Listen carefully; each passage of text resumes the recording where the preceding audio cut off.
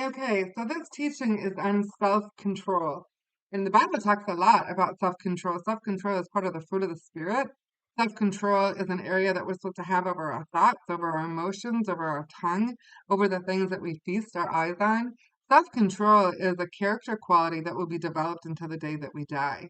And so, because we're born of the flesh, and the flesh is obviously all around us, and there's permissions all the way around us of the flesh in media and in education and with peers and the spirit of lawlessness, all that stuff is just convincing children that you do not need to have any self-control. Whatever you want to be, you can be, and there's absolutely no restrictions on you whatsoever. Well, okay, that might sound like a big party, except for that's not the way that God has designed the earth to go, and it's not the way that God has designed humans to function. We actually are fruitful when we are in self-control. Come on, you think about an athlete. They're not full of just letting their flesh do whatever they want, eat whatever they want, train whatever they want, and they expect great performance. They expect great fruit. They have an incredible amount of self-discipline and self-control with what they eat, with what they put into their bodies, with how much sleep they get, with how much stress they have, etc., so that they can perform at their best, right? So self-control is really important. So I want to just really encourage you that this is like a teaching to get the foundation, and then you're going to build upon it the rest of your days. And I really want to give a strong word to the dads that have young kids. The more you go after this, the better, the easier, the more fruitful, the more peaceful their teen years are going to be.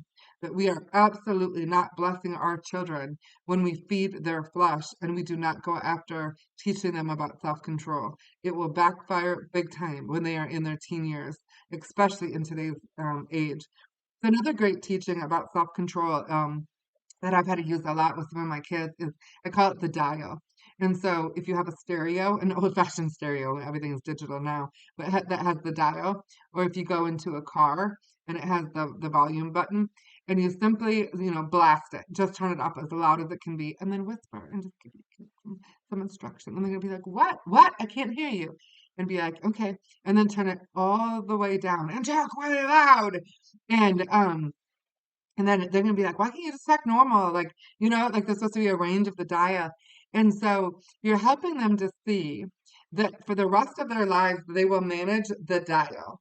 So it's the dial of their emotions, of their words, of their tones, of their desires, and they're supposed to manage that. So let's say you have a child and they're really hyper. They just have a lot of energy. Like boys, just young boys especially, they just want to be on the go all the time. So with the self-control teaching, is you're saying you have a dial of your energy, of how much you want to fidget and move. And you say there's a time and a place to crank that baby up all the way, be as loud as you can, like when you're at the park or on the playground, or when we're out walking, or when you're playing with sports, or when you're like wrestling with your brother, or like there is a dial that can be louder. That this is not a call to always just be gentle and so, in a little box. That's not the goal. It's to know the time and the place, when to turn it up and when to turn it down. And so, you helping them to gauge that. Sometimes with my girls and sometimes their emotions, I would say, you know what? Your emotions are turned so up right now, so high. Why don't you go sit in your room and journal? Why don't you go get quiet for a little bit? Why don't you process your heart a little bit? And then why don't you come back and let's talk when that falls down just a little bit so I can actually hear you.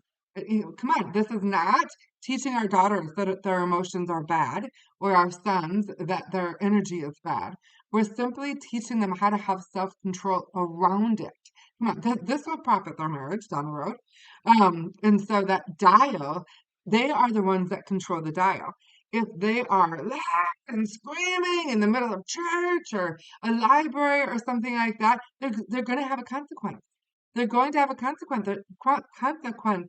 They're going to bear fruit that is not going to be healthy if they do not learn to have that dial. Teachers in the classroom, we've done a lot of stuff about, partnering with teachers, and they say often, we wish we could actually spend more time teaching. But what does that mean? You went to school to be a teacher. Why are you not teaching in the classroom? And they said, because we're spending more time going after character stuff in the classroom to get them ready to be able to teach them. In other words, they're spending so much time in the classroom trying to get kids to dial that stuff down. Keep your hands to yourself. No, let's put a bubble in the mouth. Put the dial down so they can even get to the place of teaching. And that's a sad thing. That's a sad thing. If you want your children to be educationally successful, teaching them self-control at a very young age is essential. It is essential. Two very quick testimonies. My daughter, when she was in the first, second grade, she was just rocking it. She was homeschooled and then she went to a Christian school, just rocking it, straight A's, which is not common because when you go from homeschool to any type of formal school, there's usually a little bit of a you excel in certain things and you're behind in certain things. It's just normal because we don't follow the same curriculum. And she was just straight A's. And I said to her, I said, "Wow, sweetie," I said, "you're so smart." And she goes, "No, Mom, I'm really not." She was like, I don't feel very smart." She said, first or second grade, she said this. She said, "It's just that the rest of the kids in my class don't listen." She said, "Mom, if you just listen, the teacher will teach you and tell you what you need to know to be able to do well on the test." Come on, she got this at such a young age. She said, "But the kids in my class just don't listen. That's why they don't do good. They're not smart. And there's nothing wrong with them. They just don't have the character quality to be able to be taught." Come on, this is huge. Um, and then when my fifth grader transitioned into Christian school, she would come home every day that first week. She was so mad. And I said, "What is wrong, honey?" And she goes, I cannot believe how these fifth graders, how my peers, how these other students treat that teacher. She said, "I cannot believe how much they talk when they're not supposed to, disrespect." See, it was not allowed in my home, and I taught them self-control when I'm being the homeschool teacher. I taught them what self-control and the dialogue looked like in other areas at the dinner table, whatever. So they had that expectation when they went out into the world and they were mortified and shocked to see that a lot of their peers had not been taught that. And it was really discouraging for her. It was really annoying. And so if you want to set your children up for educational success, teach them how to walk in that dial and that self-control at home. Another great way how I taught this, this is one of my first introductions to it, teaching my children about self-control, is they were really, really little, very, very young. And I picked up on story hour at our local library. And I'll just be honest, I could care less if somebody was reading them a book. I had no interest in their educational benefit at that point. I just wanted a break. And so I would take them, haul the kids, four kids, 4 car seats, get them all in the double stroller and put their hands on the stroller and we'd walk in and get them all set for the librarian. I just did it so I could just I don't have to pay attention. And the librarian, older lady, she started reading the book, and kids are zooming all over the place, and the moms are talking, and nobody's listening, and there was so much judgment in me. I just was like, oh my gosh, this is like a mad house, and this is like a big fat zoo, and mass chaos is breaking out. Of course, my kids were running around too. And one kid even went up to the librarian and was trying to rip the book out of her hand, and she was all flustered, and none of the moms were even saying or doing anything. It was like a big circus. And I remember I loaded up all my kids and double stroller again, and put them all in the car, and put the stroller in the car. I sat down, and I was like, I'm never doing that again. And I admit my kids are doing it too. It wasn't so righteous. And I remember the Lord said, "Well, who's going to teach them? Who's going to teach them? How do you expect a child to sit and listen to a teacher, to a librarian, if nobody's going to teach them?" And I just was like, that's my job. So I immediately marched home, brought my kids, and we went in front of the living room. And I said, Lauren, she was 5 at the time, I said, "I want you to read a book." She said, "Read." And I said, I read that particular book. And I said, "Well, just give me a story based on the pictures." And so she did that. And I got down on my knees and pretended like I was a child. And I started ripping the book away from her and started, "Mom, Lauren, Lauren," and started talking and started distracting her and playing with her brother and all kind of stuff. And she put the book down. She was exasperated. She was, "Mom, I cannot do this when you're doing that. You're being so distracting. Come on, come on." We can teach our children some of the greatest lessons by entering into play like that with them. And I had her sit down or, put the book down and I said, "You guys, that's exactly how the librarian must have felt." And I said, "I don't care what everybody else does in that room. When the Maxes go to that librarian, when you go to story time, your bums will be on the floor. Your backs, and I guess you weren't at that point sitting against the wall, but I said your bums will be on your back. You will have a bubble in your mouth, which means zip it, and you have open ears. Closed mouth, open ears, and bum on the floor." And I said, so we practiced it. So I would read a book and I would have them practice it.